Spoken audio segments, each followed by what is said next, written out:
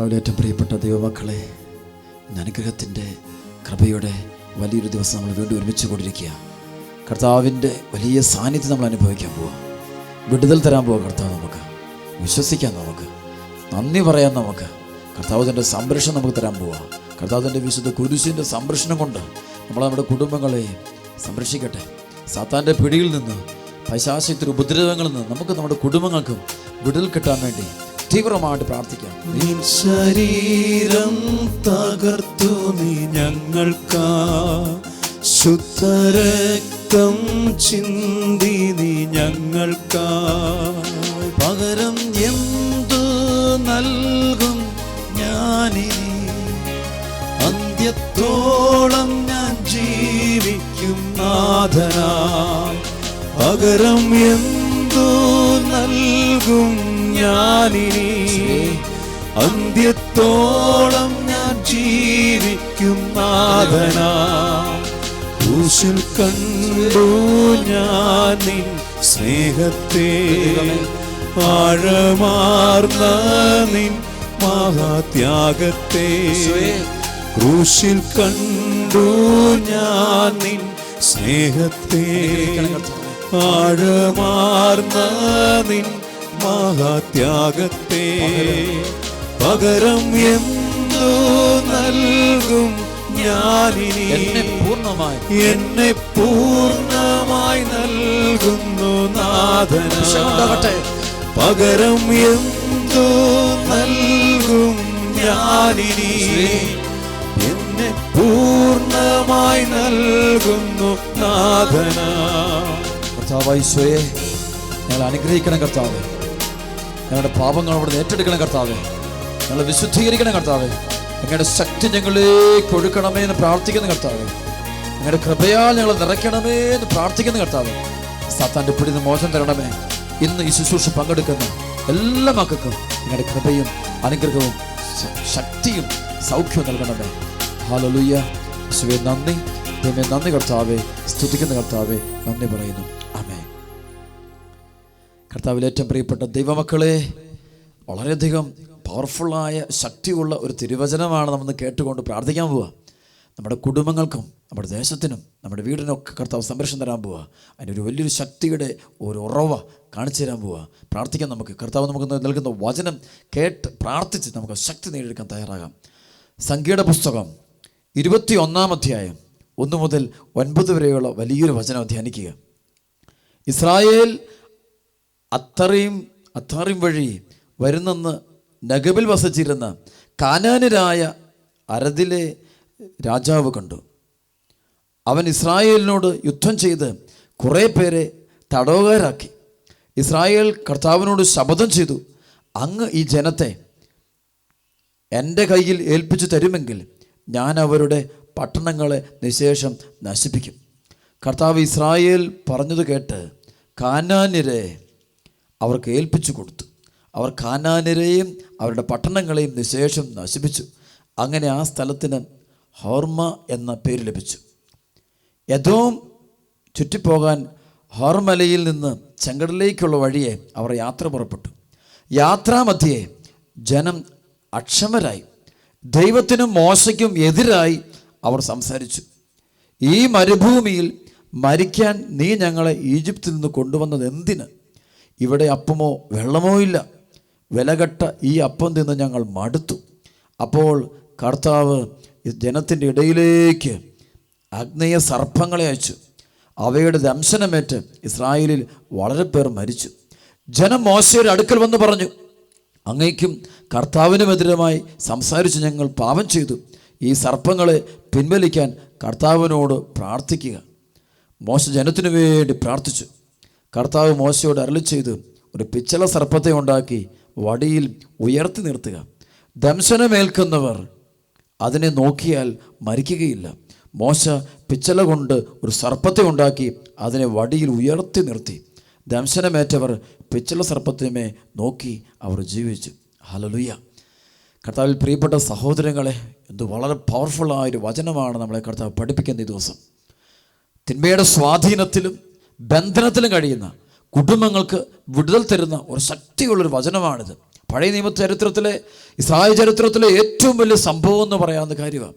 ഇവിടെ നമ്മുടെ കർത്താവിൻ്റെ കുരിശുമരണത്തെ കൂടി മുൻകൂട്ടി കണ്ടുകൊണ്ട് പ്രവാചകന്മാർ അല്ലെങ്കിൽ ഈ മോശ നമുക്ക് നൽകുന്ന ഈ വലിയ അഭിഷേകത്തിൻ്റെ വചനം നമുക്ക് ഹൃദയത്തിൽ സൂക്ഷിക്കാനായിട്ട് തയ്യാറാകാം. ആ വചനം നമ്മൾ ധ്യാനിക്കുകയാണ്. ഏദോം ചുറ്റിപ്പോകാൻ ഹോർമലയിൽ നിന്ന് ചെങ്കടലിലേക്കുള്ള വഴി അവർ യാത്ര പുറപ്പെട്ടു. യാത്രാമധ്യേ ജനം അക്ഷമയരായി ദൈവത്തിനും മോശയ്ക്കും എതിരായി അവർ സംസാരിച്ചു. ഈ മരുഭൂമിയിൽ മരിക്കാൻ നീ ഞങ്ങളെ ഈജിപ്തിൽ നിന്ന് കൊണ്ടുവന്നത് എന്തിന്? ഇവിടെ അപ്പമോ വെള്ളമോ ഇല്ല, വിലകെട്ട ഈ അപ്പം തിന്ന് ഞങ്ങൾ മടുത്തു. ദൈവജനത്തിൻ്റെ ഒരു പ്രത്യേക അവസ്ഥ കാണാൻ പറ്റും. ഇവിടെ ശരിക്കും പറഞ്ഞാൽ അവർ ദൈവത്തിൻ്റെ പദ്ധതി മനസ്സിലാക്കുന്നില്ല. അതാണ് ഈ പ്രശ്നത്തിന് കാരണം. എന്തിനാണ് ദൈവമായ കർത്താവ് ഈ മരുഭൂമിയിലൂടെ ഇവരെ മുന്നോട്ട് കൊണ്ടുപോകുന്നത്? അതവർക്ക് അന്വേഷിക്കാൻ പറ്റുന്നില്ല, അതറിയാൻ പറ്റില്ല, അത് ശ്രദ്ധിക്കുന്ന പോലും ഇല്ല. അവരവരുടെ അനുദിന ജീവിതത്തിലെ ചെറിയ ചെറിയ കുറവുകളെ പെരുപ്പിച്ച് കാണുകയാണ്. ചെറിയ ചെറിയ പ്രശ്നങ്ങളെ, ബന്ധനങ്ങളെ, തകർച്ചകളെ പെരുപ്പിച്ച് കാണുകയാണ്. നമുക്കൊക്കെ ഉണ്ടാകുന്ന വലിയ പ്രശ്നമാണ്. ഒരു ചെറിയ പ്രശ്നം വന്നു ഉടനെ ദൈവത്തിനെതിരെ പള്ളിപ്പോക്ക് നിർത്തി, പ്രാർത്ഥന നിർത്തി, കുമ്പസാരം നിർത്തി, ഒരു അപകടം വന്നു, അല്ലെങ്കിൽ ഒരു മരണം വന്നു, ഒരു സംഭവം വരുമ്പോഴേ അസ്വസ്ഥരാകും ഒരുപാട് ജനത്തെ നമുക്ക് കണ്ടുമുട്ടാൻ പറ്റും. പക്ഷെ തെറ്റാണത്. പെട്ടെന്ന് ഇവർ അസ്വസ്ഥരാകും, ഒരു പ്രശ്നം വന്നു. പക്ഷെ ഇതൊന്നും അവർ ദൈവത്തിൻ്റെ പദ്ധതി മനസ്സിലാക്കുന്നില്ല. ദൈവമായ കർത്താവാണ് മോശയുടെ നേതൃത്വത്തിലും ഈജിപ്തിൻ്റെ അടിമത്തത്തിലും ഇവരെ പുറത്തു കൊണ്ടുവന്നതും കാനാൻ ദേശത്തേക്ക് കൊണ്ടുപോകുന്നു. അത് ദൈവത്തിൻ്റെ പദ്ധതിയാണ്. ഇപ്പോൾ മരുഭൂമിയിലൂടെ പോകണം. അത് നമ്മുടെയൊക്കെ ജീവിതത്തിൻ്റെ പ്രത്യേകത. ചില സമയത്ത് മരുഭൂമിയുടെ ജീവിതമാണ്. നമുക്ക് ആരുമില്ലാത്ത അവസ്ഥ, ഒറ്റപ്പെട്ട അവസ്ഥ, തകർന്ന അവസ്ഥ, മാനസിക പ്രശ്നം, ശാരീരിക പ്രശ്നം, രോഗങ്ങൾ, ദാരിദ്ര്യം, അടിമത്വം, പലതരത്തിലുള്ള ബന്ധനങ്ങൾ, മാനസിക പ്രശ്നങ്ങൾ, രോഗങ്ങൾ, കെടുതികൾ. ഇത് വരുമ്പോൾ ദൈവമുണ്ടോ? ദൈവം എന്തിന് ഞങ്ങളെ പീഡിപ്പിക്കുന്നു? ഇവിടെ കാണും ദൈവത്തിനെതിരെയും മോശയ്ക്കുമെതിരെ സംസാരിക്കുന്ന ഇസ്രായേൽ ജനത്തെ കണ്ടുമുട്ടുകയാണ്. ദൈവത്തിനും മോശയ്ക്കുമെതിരെ സംസാരിക്കുക. ഈ കാലഘട്ടത്തിലും കാണാം, ഒരു അനർത്ഥം വന്നു, ഒരു അപകടം വന്നു, ചെറിയ ചെറിയ പ്രശ്നം വന്നു, അതൊരു വലിയ പ്രശ്നമായിട്ട് കാണുകയാണ്. ഒരു കടബാധ്യത പോലും വലിയ പ്രശ്നമായിട്ട് എടുക്കരുത്. കുടുംബത്തിൽ പ്രശ്നം വന്ന് ഏറ്റവും വലിയ പ്രശ്നമാണെന്ന് പറയരുത്. കാരണം അതല്ല പ്രശ്നം. ദൈവം നിന്നെ ഏതിലൂടെ കൊണ്ടുപോകുന്നത്, ഈ ഭൂമിയിലെ എന്നെയും നിന്നെയും നയിക്കുന്ന വഴി ഏതാണെന്ന് നീ തിരിച്ചറിയണം. നമ്മളെ ദൈവം കൊണ്ടുപോകുന്ന വഴി നമ്മൾ അറിയുക. അതിനാണ് ദൈവത്തെ അറിയുന്ന മനുഷ്യന് മാത്രമേ ദൈവം കൊണ്ടുപോകുന്ന വഴിയാണ് മനസ്സിലാക്കാണ്ട് പറ്റുള്ളൂ. ദൈവം നിന്നെ കൊണ്ടുപോകും ചിലപ്പോൾ വേദനയുടെ വഴികളിലൂടെ ആകാം, കല്ലും മുള്ളും നിറഞ്ഞ വഴിയിലൂടെ നീ പോകേണ്ടി വരും, തകർച്ചകളുടെ വഴിയിലൂടെ പോകേണ്ടി വരും, ആരുമില്ലാത്ത വഴിയിലൂടെ പോകേണ്ടി വരും, കഷ്ടതയുടെ വഴിയിലൂടെ പോകേണ്ടി വരും. ദൈവത്തിന് നിയോഗമാണിത്. നീ അംഗീകരിച്ചേ പറ്റൂ. അവിടെ നീ എതിരിട്ടിട്ട് കാര്യമില്ല. തമ്പുരാനെ മഹത്വപ്പെടുത്തണം. ദൈവമേ നന്ദി, ഹല്ലേലൂയ എന്ന് പറയണം. നീ സ്തുതിക്കാൻ പറയണം. തകർച്ചകളെ നീ ദൈവത്തെ സ്തുതിക്കണം. നീ പത്രോസും പൗലോസും അവർ സീലാസും ഒക്കെ അവർ ജയിലിൽ കിടക്കുമ്പോൾ അവർ രാത്രി മുഴുവനും അവർ സ്തോത്രഗീതം ആലപിച്ച് ദൈവത്തെ സ്തുതിക്കുകയാണ്. ജയിലിൽ കഴിയുന്ന സ്തുതിക്കുന്നത് കാണാൻ പറ്റും. കാരണം ദൈവത്തിൻ്റെ വഴികളാണത്, തമ്പുരാൻ്റെ പദ്ധതിയുടെ വഴികളാണത്. അത് തിരിച്ചറിയാൻ പറ്റണം. അല്ലാണ്ട് ദൈവത്തിന് നേരെ മെക്കിട്ട് കയറല്ല ചെയ്യേണ്ടത്. ഈ തലമുറയുണ്ട് പലപ്പോഴും ഒരു പ്രശ്നം വരുമ്പോൾ ദൈവത്തിനെതിരെ അല്ലെ മോശയ്ക്കെതിരെ സംസാരിക്കുന്ന ശൈലി, അതെടുത്തു മാറ്റണം നമ്മൾ. അടുത്ത വചനം ശക്തമായ വചനമാണ്. അവർ പറയും, ഈ മരുഭൂമിയിൽ മരിക്കാൻ നീ ഞങ്ങളെ ഈജിപ്തിൽ നിന്ന് കൊണ്ടുവന്നത് എന്തിന്? ഇവിടെ അപ്പമോ വെള്ളമോ ഇല്ല, വിലകെട്ട ഈ അപ്പം തിന്ന് ഞങ്ങൾ മടുത്തു. അവർ പറയുന്നത് എന്തൊരു ഗൗരവമേറിയ മേഖലയാണ്, എന്ത് മാരകമായ പാപം അവർ ചെയ്യുന്നത്. വിലകെട്ട അപ്പം എന്നൊരു വിളിക്കുക. സ്വർഗത്തിൽ നിന്ന് പെയ്തു വീഴുന്ന സ്വർഗീയ മന്നയെ അവർ വിലകെട്ട അപ്പം എന്ന് പറയുമ്പോൾ എന്തൊരവസ്ഥ, എന്തൊരു മാരകമായ പാപമാണ്. പരിശുദ്ധ കുർബാനയ്ക്കെതിരെ ചെയ്യുന്ന തെറ്റൊക്കെ ഇതാ. ചില മക്കളുണ്ട് വലിയ വില കൊടുക്കില്ല, ഒരുക്കമില്ലാതെ കുർബാന ഇത് ഗോതമ്പ് പോലെ, ഇതെന്താ ഇത്ര വലിയ കാര്യം? പക്ഷേ ഇത് സ്വർഗത്തിൽ നിന്ന് ഇറങ്ങി വരുന്ന ജീവനുള്ള അപ്പമാണെന്ന് മനസ്സിലാക്കിക്കൊണ്ട് അത് സ്വീകരിക്കാൻ പറ്റുന്നില്ല. കാരണം അത്രമാത്രം അവർ അഹങ്കാരം കയറുകയാ. ഈ തലമുറയിലും കാണാൻ പറ്റും ചില വ്യക്തികൾ, ചില കുടുംബങ്ങൾ അഹങ്കാരം കയറിയിട്ട് ദൈവത്തിൻ്റെ മഹത്വം കാണാനായിട്ട്, ദൈവത്തിൻ്റെ പ്രവർത്തി കാണാൻ അറിഞ്ഞുകൂടാ. ദൈവം നൽകുന്ന അപ്പത്തെ ബഹുമാനിക്കാൻ, ആരാധിക്കാൻ തയ്യാറാകാതെ വിലകെട്ട അപ്പം എന്ന് പറയുന്നു. ഈ തലമുറയിലും കാണാൻ പറ്റും ഈ അവസ്ഥ. ദൈവം കൊടുത്തുകൊണ്ടിരിക്കുക, ഓരോ ദിനം അവർക്ക് അനുഗ്രഹം കൊടുക്കുന്നുണ്ട്, അത് മനസ്സിലാക്കുന്നില്ല. ദൈവത്തിൻ്റെ സാന്നിധ്യം തൻ്റെ അപ്പത്തിലൂടെ ദൈവം വെളിപ്പെടുത്തുന്നുണ്ട്, പരിശുദ്ധ കുർബാനയോട് വെളിപ്പെടുത്തുന്നുണ്ട്. പക്ഷെ ഇത് മനസ്സിലാക്കാതെ വിലകെട്ട അപ്പം, വില ചില അതിന് വില കൊടുക്കാത്ത മക്കൾ, കുർബാന സ്വീകരിക്കാത്ത മക്കൾ, കുർബാനയുടെ ജീവൻ നയിക്കാത്ത മക്കൾ. അങ്ങനെ പഴയ നിയമത്തിലെ ഇസ്രായേൽ ജനത്തിൻ്റെ അവസ്ഥ പോലെ അവർ ഇതിനെ വില കുറച്ച് കാണുന്നു. സ്വർഗത്തിൽ നിന്ന് പെയ്തു വീഴുന്ന മന്നയെ അവർ വില കുറച്ച് കാണാൻ പറ്റും. അടുത്ത വചനം ശക്തമായ വചനമാണ്. അപ്പോൾ കർത്താവ് ജനത്തിൻ്റെ ഇടയിലേക്ക് ആഗ്നേയ സർപ്പങ്ങളെ അയച്ചു, അവയുടെ ദംശനമേറ്റ് ഇസ്രായേലിൽ വളരെ പേര് മരിച്ചു. ബൈബിൾ കാണാൻ പറ്റും. സഭ പഠിപ്പിക്കുന്നുണ്ട്. പ്രത്യേകിച്ച് കാറ്റഗിസ് ഓഫ് ദി കാത്തലിക് ചർച്ച് പഠിപ്പിക്കുന്നുണ്ട്, ഗോഡ് പെർമിറ്റ്സ് ഈവിൾ. ദൈവം തിന്മയെ അനുവദിക്കാറുണ്ട്. ചില ഘട്ടങ്ങളിൽ തിന്മയുടെ ശക്തികൾ ദൈവം ഈ ലോകത്തിൽ അനുവദിക്കാറുണ്ടെന്ന് കത്തോലിക്ക തിരുസഭ ശക്തമായിട്ട് പഠിപ്പിക്കുന്നത് കാണാൻ പറ്റും. ഇതൊരു വലിയ മേഖലയാണ്. അതായത് നമുക്കറിയാം, ജോബിൻ്റെ ജീവിതത്തിൽ സാത്താൻ പ്രവർത്തിക്കാൻ ദൈവം അനുവദിക്കുക. എന്തിനാ? അവന്റെ വിശ്വാസം പരീക്ഷിക്കാൻ വേണ്ടിയാ. അവന്റെ വിശ്വാസം ഉറച്ച വിശ്വാസമാണോ എന്ന് അറിയാൻ വേണ്ടി ദൈവം പരീക്ഷണം കൊടുക്കുക. അവിടെ ജോബ് വിജയിക്കുന്നത് കാണാൻ പറ്റും. ദൈവം അനുവദിക്കുന്ന അവരെ വിശുദ്ധീകരിക്കാൻ വേണ്ടിയാ. ഇവിടെ കാണും ദൈവം സഹനം അനുവദിക്കുക. ആഗ്നേയ സർപ്പങ്ങളെ അയച്ചെന്ന് പറയുമ്പോൾ അവിടെ ദൈവം സഹനം അനുവദിക്കുക, തകർച്ചകൾ അനുവദിക്കുക, അനർത്ഥങ്ങൾ അനുവദിക്കുക. ദൈവം ഗോഡ് പെർമിറ്റ്സ് അനുവദിക്കുക. എന്തിനാ? നശിപ്പിക്കാനൊന്നുമല്ല, അവിടെ ഉപദ്രവിക്കാനല്ല, കൊന്നുകളയാൻ വേണ്ടിയൊന്നുമല്ല. തമ്പുരാൻ്റെ വലിയ പദ്ധതിയുടെ ഭാഗമാണിത്. ചിലപ്പോൾ നമ്മുടെ കുടുംബങ്ങൾ ചില നാശങ്ങൾ സംഭവിക്കുന്നു. അത് നമ്മൾ മനസ്സിലാക്കണം. തിരിച്ചറിയാൻ വേണ്ടിയാ, മാനസാന്തരപ്പെടാൻ വേണ്ടിയാ, പശ്ചാത്തപിച്ച് ദൈവത്തെ വിളിക്കാൻ വേണ്ടിയാ, കരഞ്ഞു വിളിക്കാൻ വേണ്ടിയാ, അനുദപിക്കാൻ വേണ്ടിയാ ദൈവം തരുന്ന അവസരമാണിത്. അനുദപിക്കാൻ ദൈവം തരുന്ന അവസരമാണ് ഓരോ തകർച്ചയും. ഓരോ കുടുംബത്തിലുണ്ടാകുന്ന ഓരോ അനർത്ഥങ്ങൾ, അപകടങ്ങൾ, ദുർമരണമാകാം, അപകടമരണമാകാം. മകനെ നഷ്ടപ്പെട്ടു, മകളെ നഷ്ടപ്പെട്ടു, മകൻ ഒരുത്തിന് പുറകെ പോയി, മകൾ വേറൊരുത്തിൻ്റെ പുറകെ പോയി, ഒരു അപകടങ്ങളുണ്ടായി, അനർത്ഥം. ഇതൊക്കെ കുടുംബം ഇരുന്ന് ഒരുമിച്ചിരുന്ന്, മാതാപിതാക്കളും മക്കളും ഒരുമിച്ചിരുന്ന് പശ്ചാത്തപിക്കുവാൻ, ധ്യാനിക്കാനുള്ള അവസരമാണിത്. ഓരോ അപകടങ്ങളും നിങ്ങൾ നമ്മളെ തന്നെ വിലയിരുത്താൻ, പശ്ചാത്തപിക്കാൻ, തിരുത്താനുള്ള അവസരമാണ്. അനുതാപത്തിൻ്റെ മണിക്കൂറാണിത്. പക്ഷെ അതിന് ഗൗരവത്വം കൊടുക്കണം. അതാണ് ദൈവം ഗോഡ് പെർമിറ്റ്സ് ഈവിൾ. ദൈവം ചില സമയത്ത് തിന്മയുടെ ശക്തികൾ പ്രവർത്തിക്കാൻ ദൈവം അനുവദിക്കാറുണ്ടെന്ന് കർത്താവിന് തിരുസഭ പഠിപ്പിക്കുമ്പോൾ അതിനകത്ത് അർത്ഥം ഇതാണ്. ഈ സഹനം വരുമ്പോൾ നമ്മൾ തിരിച്ച് എന്തിനു തരുന്നു? ഈ വേദന തരുന്നത് നമ്മളെ നന്മയിലേക്ക് ഉയർത്താൻ, അഭിഷേകത്തിലേക്ക് ഉയർത്താൻ വേണ്ടിയാണ്. ഒറ്റപ്പെടുന്ന അനുഭവങ്ങൾ, തകർച്ചയുടെ അനുഭവങ്ങൾ, ദുരിതങ്ങൾ, ക്ലേശങ്ങൾ, കഷ്ടതകൾ, ദാരിദ്ര്യം, ക്ലേശങ്ങൾ, അപകടങ്ങളൊക്കെ ദൈവം അനുവദിക്കുമ്പോൾ അതിൻ്റെ പിന്നിലുള്ള ദൈവത്തിൻ്റെ രക്ഷാകരമായ പദ്ധതി. ഇസ്രായേൽ ജനത്തെ മരുഭൂമിയിൽ കൊണ്ടുപോകുമ്പോൾ ദൈവം മുന്നിൽ കാണുന്നത് അത് കാനാൻ ദേശമാണ്. തേനും പാലും ഒഴുകുന്ന കാനാൻ ദേശം മുന്നിൽ കാണുന്നു. പക്ഷെ അത് പ്രാപിക്കുന്നത് അതിന് പിന്നിൽ ഒരു സഹനത്തിൻ്റെ വഴിയുണ്ട്. അതാണ് സ്വർഗത്തിൻ്റെ അഭിഷേകം കിട്ടണമെങ്കിൽ അതിൻ്റെ പിന്നൊരു സഹനത്തിൻ്റെ വഴിയുണ്ട്, ത്യാഗമുണ്ട്. ചില ഉപേക്ഷിക്കാതെ പറ്റിയല്ല. ചില തെറ്റായ ബന്ധങ്ങൾ, പാപ കൂട്ടുകെട്ടുകൾ, പാപ സ്വഭാവങ്ങൾ ഇത് ഉപേക്ഷിക്കാതെ ഒരുവന് സ്വർഗത്തിൻ്റെ അഭിഷേകം നേടിയെടുക്കാനായിട്ട് ഒരിക്കലാവില്ല. എളുപ്പത്തിൽ നടക്കുന്ന കാര്യമല്ല ഇത്. അതുകൊണ്ട് അതിന് പിന്നെ കഷ്ടപ്പാടുണ്ട്, ഒരു ക്ലേശമുണ്ട്. അത് നമ്മൾ ഏറ്റെടുക്കുവാൻ നമ്മൾ തയ്യാറാകണം. വീണ്ടും വചനം പറയുക, അപ്പോൾ കർത്താവ് ജനത്തിൻ്റെ ഇടയിലേക്ക് ആഗ്നേയ സർപ്പങ്ങളെ അയച്ചു. അവയുടെ ദംശനമേറ്റ് ഇസ്രായേൽ വളരെ പേർ മരിച്ചു. ജനം മോശയുടെ അടുക്കൽ വന്ന് പറഞ്ഞു, അങ്ങേക്കും കർത്താവിനെതിരുമായി സംസാരിച്ച് ഞങ്ങൾ പാപം ചെയ്തു. ജനം പശ്ചാത്തപിക്കുക. ജനം വന്നിട്ട് മോശയോട് പറയുക, അങ്ങേക്കും കർത്താവിനെതിരായിട്ട് സംസാരിച്ച് ഞങ്ങൾ പാപം ചെയ്തു കഴിഞ്ഞു. ഈ സർപ്പങ്ങളെ പിൻവലിക്കാൻ കർത്താവിനോട് പ്രാർത്ഥിക്കണേ. അവർക്കറിയാം, അവർക്ക് മനസ്സിലായി, ഈ സർപ്പത്തെ പിൻവലിക്കാൻ ദൈവത്തോട് പ്രാർത്ഥിക്കാതെ വേറെ വഴിയൊന്നുമില്ല. തിന്മയുടെ ശക്തികൾ നമ്മുടെ കുടുംബങ്ങളിൽ വിട്ടുപോകണമെങ്കിൽ ആദ്യം നമ്മൾ മാനസാന്തരപ്പെടുക, പാപത്തോടും പാപ സാഹചര്യം വിട പറയുക. രണ്ടാമത് അമ്പരാണ്ട് പ്രാർത്ഥിക്കുക, കർത്താവേ എന്നിൽ നിന്ന് എൻ്റെ കുടുംബത്തിൽ നിന്ന് ബന്ധനം അഴിച്ചു തരണമേ എന്ന് കണ്ണുനീരോടെ നിലവിളിയോടെ പ്രാർത്ഥിച്ചുകൊണ്ടിരിക്കുക. അപ്പോൾ ദൈവത്തിൻ്റെ പദ്ധതികൾ അവിടെ കടന്നു വരുന്നത് നമുക്ക് കാണാൻ പറ്റും. ഈ സർപ്പങ്ങളെ പിൻവലിക്കാൻ കർത്താവിനോട് പ്രാർത്ഥിക്കണമേ. മോശ ജനത്തിനു വേണ്ടി പ്രാർത്ഥിച്ചു. കർത്താവ് മോശയോട് പറഞ്ഞു, ഒരു പിച്ചള സർപ്പത്തെ ഉണ്ടാക്കി വടിയിൽ ഉയർത്തി നിർത്തി. ഇതൊരു അടയാളമാണ്. അതിന് സർപ്പമല്ല, അർത്ഥം സർപ്പമല്ല അവിടെ, അതൊരു അടയാളം. ഈ അടയാളത്തിൻ്റെ വിഷയം എന്താ? ഇത് വർഷങ്ങൾക്ക് മുമ്പ് അനേക വർഷങ്ങൾക്ക് ശേഷം കാണാൻ പറ്റും. കാൽവരിയിലെ കുരിശുമരത്തിൽ ഉയർത്തപ്പെട്ട് നിൽക്കുന്ന നമ്മുടെ കർത്താവ്, ആ കർത്താവിനെ നോക്കിയാൽ രക്ഷപ്പെടും. ഇവിടെ കാണാൻ പറ്റും, പിച്ചള സർപ്പത്തെ ഉണ്ടാക്കി വടിയിൽ ഉയർത്തി നിർത്തുക. ദംശനമേൽക്കുന്നവർ അതിനെ നോക്കിയാൽ മരിക്കുകയില്ല. മോശ പിച്ചള കൊണ്ട് ഒരു സർപ്പത്തെ ഉണ്ടാക്കി അതിനെ വടിയിൽ ഉയർത്തി നിർത്തി. ദംശനമേറ്റവർ പിച്ചള സർപ്പത്തെ നോക്കി അവർ ജീവിച്ചു. നമുക്കറിയാം, സർപ്പദംശനമേറ്റ മരിക്കും, വിഷം കയറി. പക്ഷേ ഈ വിഷം നിർവീര്യമാക്കാൻ ഒറ്റ വഴിയാണ് പറയുന്നത്, ഇത് നോക്കുക, കാൽവരി കുരിശിലേക്ക് നോക്കുക, കർത്താവിലേക്ക് നോക്കുക. പാപത്തിൻ്റെ പരിണിത ഫലമായ മരണത്തിൽ നിന്ന്, നാശത്തിൽ നിന്ന് ഒരുവൻ രക്ഷപ്പെടാനുള്ള ഒരേ ഒരു വഴിയുണ്ടെങ്കിൽ അത് നമ്മുടെ കർത്താവിൻ്റെ കുരിശാണ്. കർത്താവിലേക്ക് നോക്കുക. മുറിവേറ്റ് അല്ലെങ്കിൽ മൂന്നാണികളിൽ തൂങ്ങിക്കിടക്കുന്ന, ശരീരം മുഴുവൻ കീറി മുറിക്കപ്പെട്ട് രക്തം വാർന്ന് മരിച്ചുകൊണ്ടിരിക്കുന്ന കർത്താവിൻ്റെ കുരിശിലേക്ക് നോക്കുക. സങ്കീർത്തകൻ പറഞ്ഞു, അവനെ നോക്കിയവർ പ്രകാശിതരായി.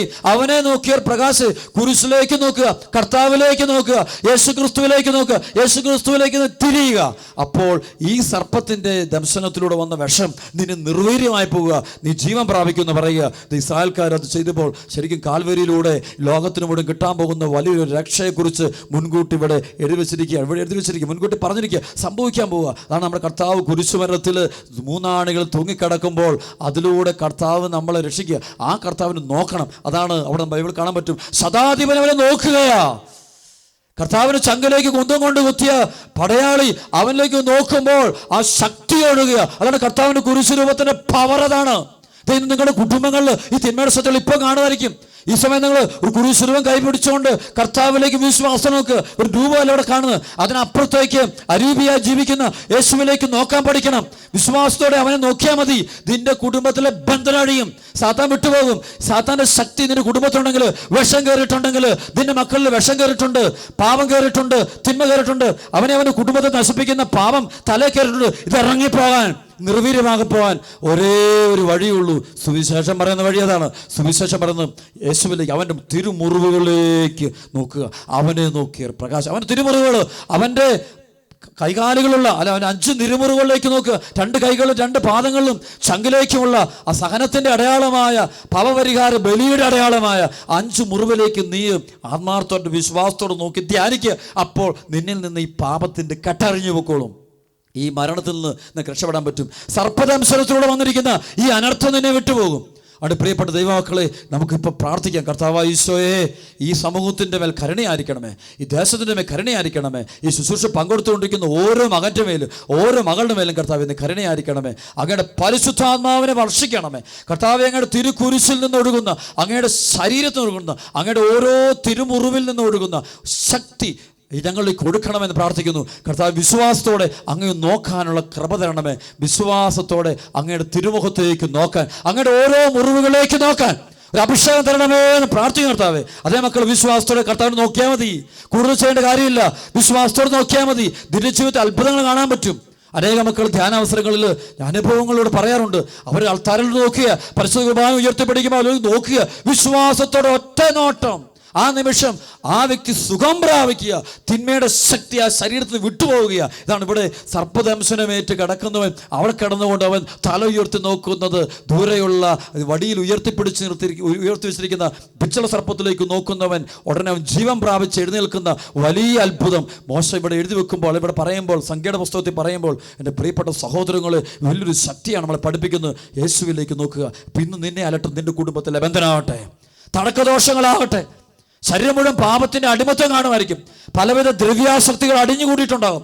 നിന്റെ കുടുംബത്തിൽ നിന്റെ മക്കളെ തിന്മ നിൽക്കുക, നിന്നെ തിന്മ നിൽക്കുക.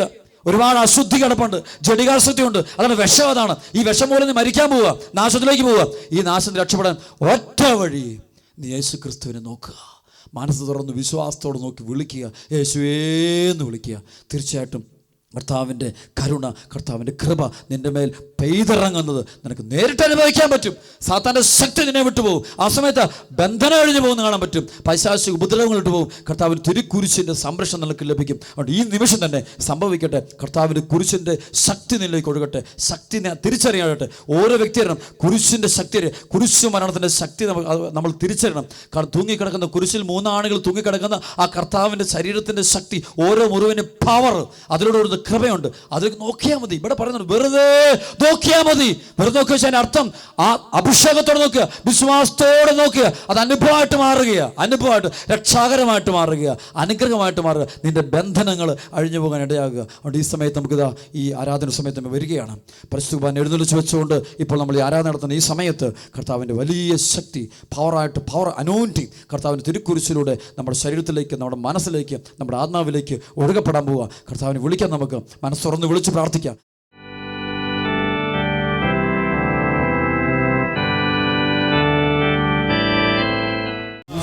കണ്ടു ഞാൻ നിൻ സ്നേഹത്തെ, ആഴമാർന്ന നിൻ മഹാത്യാഗത്തെ. ക്രൂശിൽ കണ്ടു ഞാൻ നിൻ സ്നേഹത്തെ, ആഴമാർന്ന നിൻ മഹാത്യാഗത്തെ. പകരം എന്തു നൽകും ഞാനിനി, എന്നെ പൂർണ്ണമായി നൽകുന്നു നാഥൻ.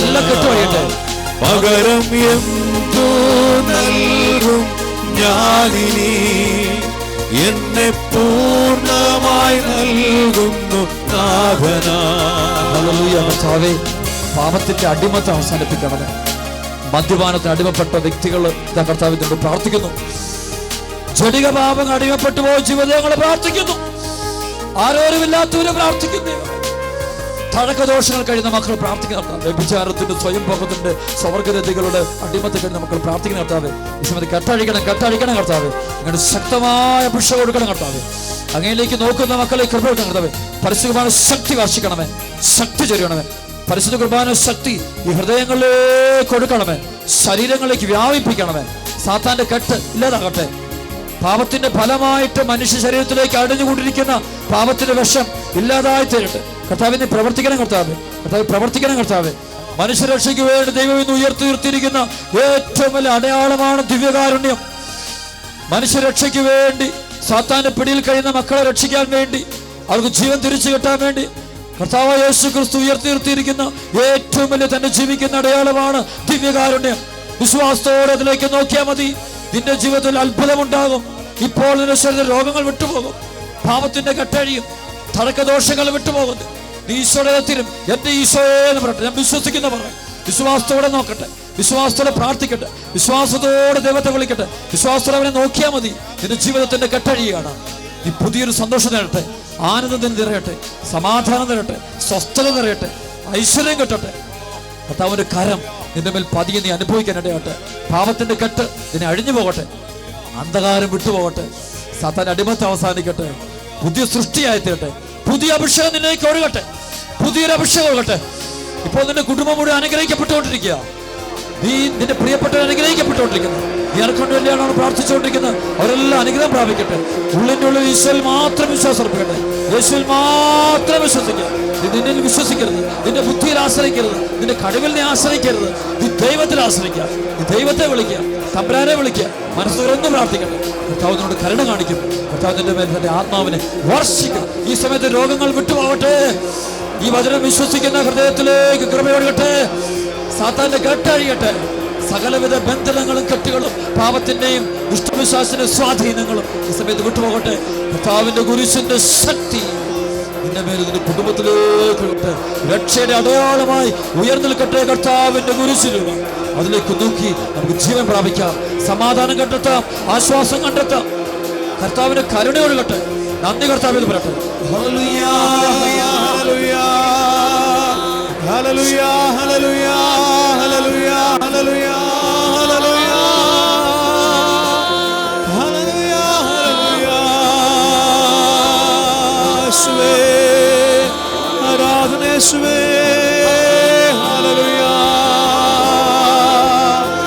Hallelujah, hallelujah, hallelujah, hallelujah. ആരാധന യേശുവേ, ആരാധന, ആരാധന, ആരാധന യേശുവേ. കോടി പാപം മറന്നെന്നെ മാറോടു ചേർത്തവനേ, നെഞ്ചിൽ നെരിപ്പോടു കത്തുന്ന നേരം നെഞ്ചോടണച്ചവൻ